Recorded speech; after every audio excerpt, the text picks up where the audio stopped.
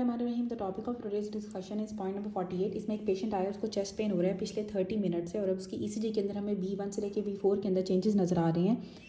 तो जो उसको होगा वो उसको एंटीरियर वॉल एमआई होगा। बेसिकली तो उसको एंटीरियर सेपरल वॉल एमआई होना चाहिए, लेकिन सीपीएसपी की के अंदर आपको एंटीरियर वॉल एमआई के ऑप्शन दिया हो तो आपने उसको ही सिलेक्ट करना है। अब हम एमआई के अंदर और जो आर्टरीज का रिलेशनशिप है वो हम पढ़ते हैं। सबसे ज़्यादा जो आपकी कॉमनली इन्वॉल्व कॉरोनरी आर्टरी जिसकी वजह से आपको मायोकार्डियल इन्फाक्शन होती है, आपकी लेफ्ट एंटीरियर डिसेंडेंट होती है, फिर आपकी right coronary artery and then फिर सर्कमफ्लेक्स आर्टरी। सबसे ज़्यादा लैड की वजह से, फिर आरसीए की वजह से एंड देन फिर सर्कमफ्लेक्स की वजह से एमआई डेवलप होता है। अब सबसे पहले आता है सेप्टल एरिया। जब आपका सेप्टल एरिया इन्वॉल्व होगा तो आपकी जो ईसीजी लीड्स के अंदर चेंजेस आती हैं वो V1 से V2 के अंदर चेंजेस आती हैं और आपकी left anterior descending artery involve होती है। जब आपको एंटीरियर वॉल एमआई होता है तो आपकी V3 से V4 के अंदर चेंजेस आती हैं और आपके लेफ्ट एंटीरियर डिसेंडिंग आर्टरी की इन्वॉल्वमेंट होती है। जब लैटरल लीड्स इन्वॉल्व होंगी तो उसके अंदर आपकी जब आपको लैटरल साइड का एमआई होगा जिसमें आपकी लेफ्ट सर्कमफ्लेक्स आर्टरी इन्वॉल्व होती है, इसमें आपकी लीड 1, AVL, V5 और V6 इन्वॉल्व होती है। जो इन्फीरियर वॉल एमआई होता है उसके अंदर आपको लीड 2, लीड 3 और AVF मिलती है और राइट कॉरोनरी आर्टरी आपकी इन्वॉल्व होती है। ठीक है, इन्फीरियर के अंदर आपकी RCA इन्वॉल्व होगी और लीड 2, 3 और साथ AVF होगा। जो लैटरल लीड्स होती हैं उसमें आपका लीड 1 आती है, आती है और ABL आता है, V5 आती है और V6 आती है और लेफ्ट सर्कमफ्लेक्स आर्टरी आपकी इन्वॉल्व होगी। अब हम MCQ पढ़ते हैं। सबसे पहले राइट कॉरोनरी आर्टरी के दिए हुए हैं कि अगर आपकी ईसीजी के ऊपर लीड 2, लीड 3 और AVF के अंदर चेंजेस होंगी तो आपकी इंफीरियर वॉल एमआई होगा। अगर तो आपकी राइट हेमिकोलेक्टमी पेशेंट ने कराई है और आपकी ST सेगमेंट एलिवेशन आ रही है लीड 2 के अंदर तो उसकी राइट कॉरोनरी आर्टरी इन्वॉल्व होगी। जब भी आपकी लीड 2, लीड 3 या AVF के अंदर चेंजेस आएंगे तो आपकी राइट कॉरोनरी आर्टरी इन्वॉल्व होगी। अगर लीड 2 के अंदर ST सेगमेंट एलिवेशन तो इसका मतलब है उसकी राइट कॉरोनरी आर्टरी इन्वॉल्व हुई है। अब एक पेशेंट आया इमरजेंसी के अंदर, उसको क्रशिंग चेस्ट पेन हो रहा है पिछले 1 घंटे से, ईसीजी के ऊपर उसकी ST सेगमेंट एलिवेशन होगी है लीड 2 में, लीड 3 में, AVF में। तो डायग्नोसिस में उसको इंफीरियर वॉल एमआई होगा जिसके अंदर आपकी राइट कॉरोनरी आर्टरी इन्वॉल्व होती है। ST सेगमेंट की एलिवेशन अगर लीड 2 के अंदर है तो राइट कॉरोनरी आर्टरी इन्वॉल्व होगी।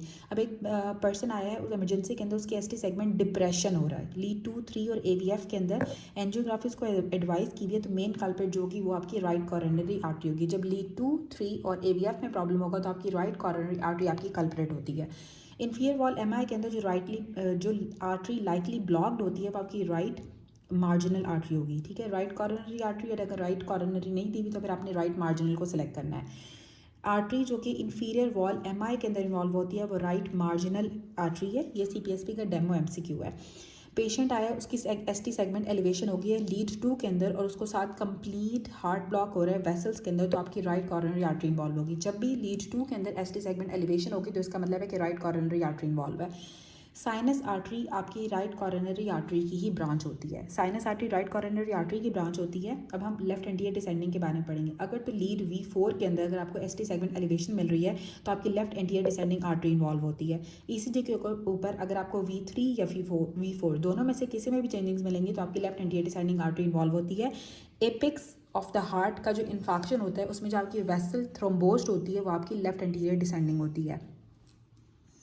कि जब आपकी लेफ्ट एंटीरियर डिसेंडिंग तो हमने पढ़ ली, अब हम पढ़ेंगे लेफ्ट सर्कमफ्लेक्स आर्टरी के बारे में। जो लेफ्ट सर्कमफ्लेक्स आर्टरी होती है वो आपके लेफ्ट एट्रियम को और लेफ्ट वेंट्रिकल को सप्लाई करती है। लेफ्ट सर्कमफ्लेक्स है, उसने लेफ्ट साइड पे रहना है तो उसने लेफ्ट साइड के एट्रियम को भी और लेफ्ट साइड के वेंट्रिकल दोनों को सप्लाई करना होता है। जब आपके हार्ट के लोअर सेगमेंट का इंफाक्ट होता है तो आपकी लेफ्ट सर्कमफ्लेक्स आर्टरी इन्वॉल्व होती है। हमने पहले भी पढ़ा था कि जो लैटरल लीड्स होती हैं उसमें आपकी लेफ्ट सर्कमफ्लेक्स आर्टरी इन्वॉल्व होती है। लैटरल लीड्स में आपकी कौन सी थी? लीड 1 थी, AVL थी, V5 थी और V6 थी। तो लेफ्ट सर्कमफ्लेक्स आर्टरी आपके लेफ्ट एट्रियम और लेफ्ट वेंट्रिकल को सप्लाई करती है और जब इसका इन्फाक्ट होता है तो आपके इन्फाक्शन जो lower segment of the heart होता है ना उसमें आपकी लेफ्ट सर्कमफ्लेक्स आर्टरी इन्वॉल्व होती है। जो राइट बंडल ब्रांच होती है उसको भी लेफ्ट कॉरोनरी आर्टरी सप्लाई करती है। राइट बंडल ब्रांच को LCA या लेफ्ट कॉरोनरी आर्टरी सप्लाई करती है। अब बाकी हमसे क्यों दिए हैं कि जो ब्लड सप्लाई हार्ट की होती है ना 2 कॉरोनरी आर्टरीज होती हैं। ठीक है, ऑरिकुलर आर्टरी होती है, एट्रियोवेंट्रिकुलर आर्टरीज होती हैं और साथ आपकी सेप्टल आर्टरी होती है। जो लेफ्ट कॉरोनरी आर्टरी होती है ना वो लेफ्ट सर्कमफ्लेक्स आर्टरी देती है जो कि आपके एंटीरियर इंटरवेंट्रिकुलर ग्रूव के अंदर रन करती है। ठीक है, लेफ्ट कॉरोनरी आर्टरी के अंदर ही लेफ्ट कॉरोनरी आर्टरी ने ही लेफ्ट सर्कमफ्लेक्स आर्टरी देनी है और जो कि आपकी एंटीरियर इंटरवेंट्रिकुलर ग्रूव के अंदर रन करती है। अब एक पेशेंट है, उसको रेट्रोस्टर्नल क्रशिंग चेस्ट पेन हो रहा है पिछले 2 से 3 घंटे से। ईसीजी के ऊपर आपको ST सेगमेंट एलिवेशन भी मिल रही है एंटीरियर लिम्ब के लीड्स के अंदर। जो कार्डियक एंजाइम्स आपके नॉर्मल हैं लेकिन, तो इसका डायग्नोसिस क्या होगी, एक्यूट एम है। अगर आपको ईसीजी के ऊपर एसटी सेगमेंट एलिवेशन नज़र आ गई है और कार्डिक एंजाइम्स नॉर्मल है तो फिर भी आप उसको एक्यूट एमआई कहते हो, क्योंकि कार्डिक एंजाइम्स को रेज्ड होने में थोड़ा टाइम लगता है। तो इसमें क्या होगा, उसको एक्यूट एमआई होगा। अब दिया हुआ है कि जब आपकी इन्फेक्शन होती है ना, जब आपके posterior 1/3 of the interventricular septum को इन्वॉल्व करती है तो आपकी राइट कोरोनरी आर्टरी इन्वॉल्व होती है, ठीक है। जो इन्फीरियर लीड्स थी उसके अंदर आपकी राइट कोरोनरी आर्टरी इन्वॉल्व हो रही थी, जिसमें आपकी लीड 2 थी, लीड 3 थी और AVF थी। अब जब आपके पोस्टीरियर जो इंटरवेंट्रिकुलर सेप्टम होता है उसका जो पोस्टीरियर 1/3 है इंटरवेंट्रिकुलर सेप्टम का, उसके अंदर जो आर्टरी इन्वॉल्व होती है वो आपकी राइट कोरोनरी आर्टरी इन्वॉल्व होती है। अब हम आर्टरी देखेंगे और वो किन किन एरियाज़ को सप्लाई करती है ये देखते हैं। सबसे पहले जो आपकी लेफ्ट एंटीरियर डिसेंडिंग आर्टरी होती है ना, वो anterior 2/3 of the interventricular septum को सप्लाई करती है, ठीक है। जो आगे का 2/3 आपका इंटरवेंट्रिकुलर सेप्टम है उसको लेफ्ट एंटीरियर डिसेंडिंग सप्लाई करती है, और आपकी लेफ्ट एंटीरियर डिसेंडिंग है तो आपकी anterior surface of left ventricle को सप्लाई करेगी। अब जो आपकी पोस्टीरियर डिसेंडिंग या जो पोस्टीरियर इंटरवेंट्रिकुलर आर्टरी होती है जिसको हम PDA भी कहते हैं, ये आपके पिछले पोस्टीरियर 1/3 इंटरवेंट्रिकुलर सेप्टम को सप्लाई करती है।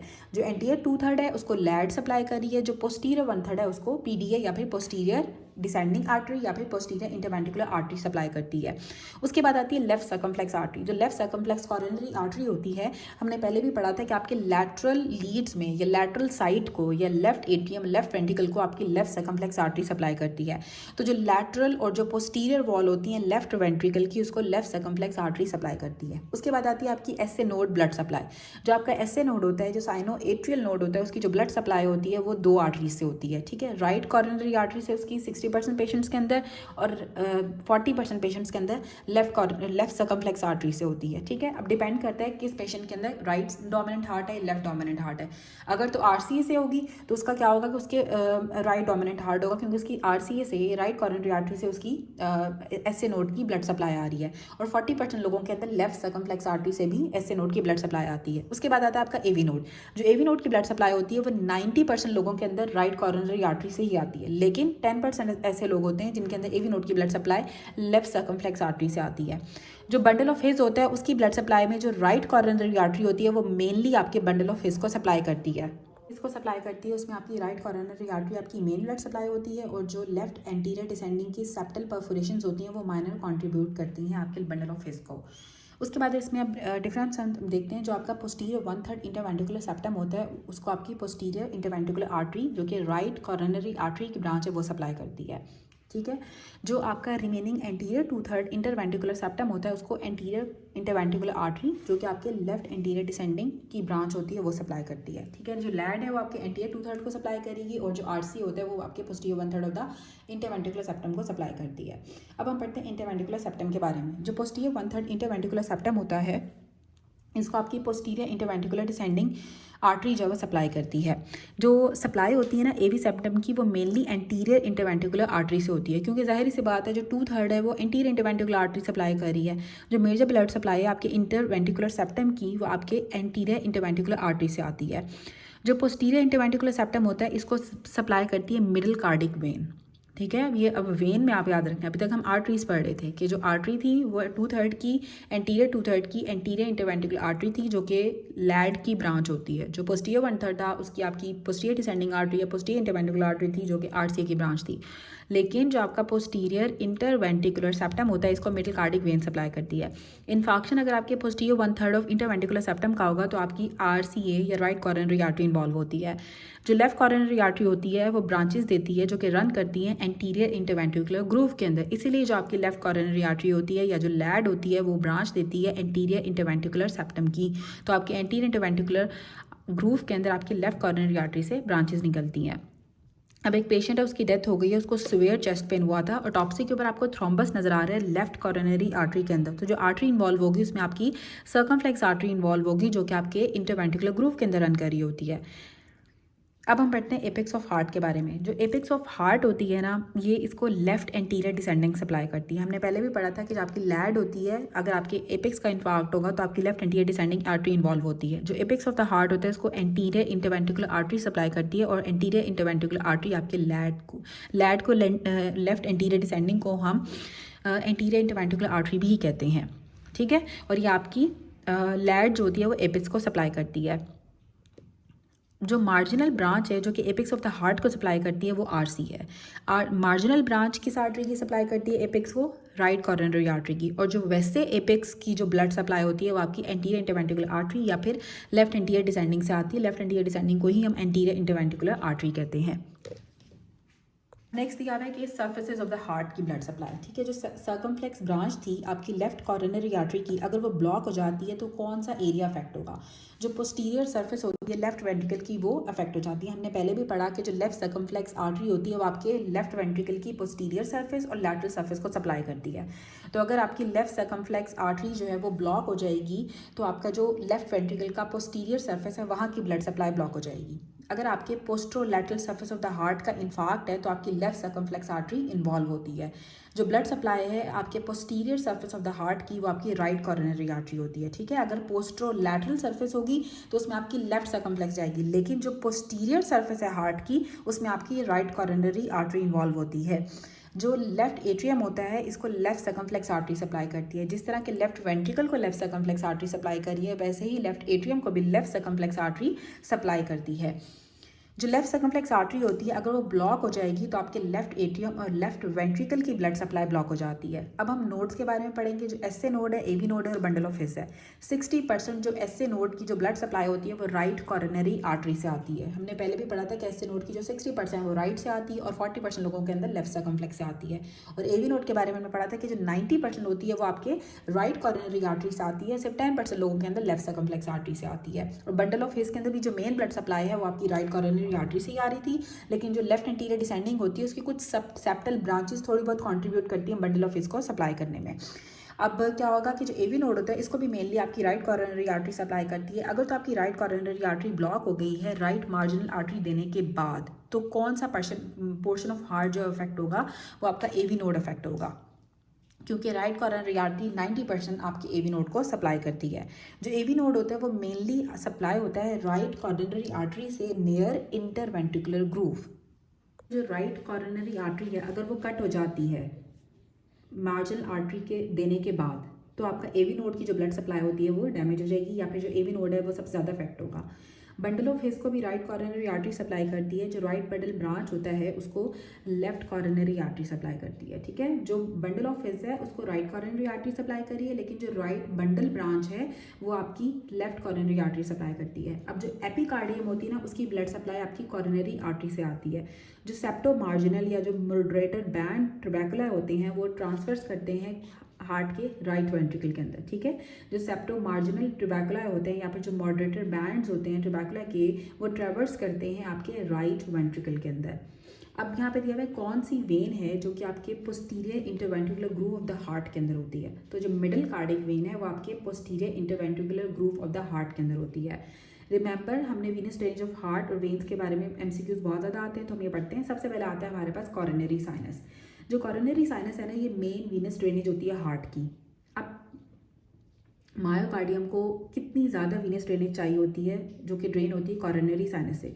जो how much venous drainage of the myocardium is drain by coronary sinus. ठीक है, कॉरोनरी साइनस कितना आपके मायोकार्डियम के वीनस ड्रेनेज प्रोवाइड करता है। जो 2/3 आपके हार्ट का वीनस ड्रेनेज होता है वो कॉरोनरी साइनस से होता है, या जो आपकी मायोकार्डियम का जो वीनस ड्रेनेज है वो 2/3 जो है ना वो आपके कॉरोनरी साइनस से होता है। अब आती है हम ग्रेटर कार्डिक वेन। जो ग्रेटर कार्डिक वेन होती है ना वो एट एपेक्स इन सल्कस। ठीक है, कौन सी वेन होती है? Greater cardiac when. जो पोस्टीरियर इंटरवेंट्रिकुलर ग्रूव के अंदर थी वो आपकी मिडिल कार्डिक वेन थी। जो एपेक्स के ऊपर है और सल्कस में है वो आपकी ग्रेटर कार्डिक वेन है। कौन सी वेन है जो एंटीरियर डिसेंडिंग आर्टरी को या फिर लैड को अकम्पनी करती है वो आपकी ग्रेटर कार्डिक वेन जो होती है वो लेफ्ट एंटीरियर डिसेंडिंग के साथ या एंटीरियर डिसेंडिंग आर्टरी के साथ होती है। अब एक सर्जन है उसने ओपन हार्ट सर्जरी की, कौन सी वेसल है जो कि लेफ्ट एंटीरियर डिसेंडिंग के क्लोज होगी? तो आपकी जो ग्रेट कार्डिक वेन होती है वो आपके लेफ्ट एंटीरियर डिसेंडिंग के करीब होती है।